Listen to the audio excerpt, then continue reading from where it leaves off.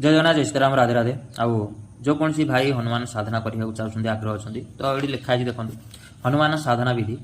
तो तेणुक इड़ से मंत्र खाली गोटे कि आउ मंत्र पढ़ीदे साधना हुए तो तेणुक विधि विषय किसी जानतु तापर जा साधना करूँ तो तेणुक आपंकर कमेंट बॉक्स में निहती भाव में आज्ञा हम आप जनइबे तो निहती भाव में टोटाल प्रथम सिद्धि नियम प्रथम जाए शेष पर्यंत गोटी गोटी कर वीडियो रखी आउ ये हूँ हनुमान साधना विधि प्रथम आउ द्वितीय मुझे देखा तो तेणुक ये हूँ पद्मचक्र तो तेणुक आपण मैंने जदि विधि नियम अनुसार जब करने को चाहते तो निहती भाव में करूँ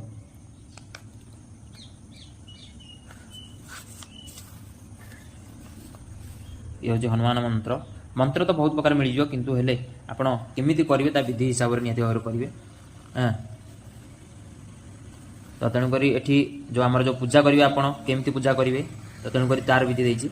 मुझे ये दूसरी तो निहती भाव जब आपको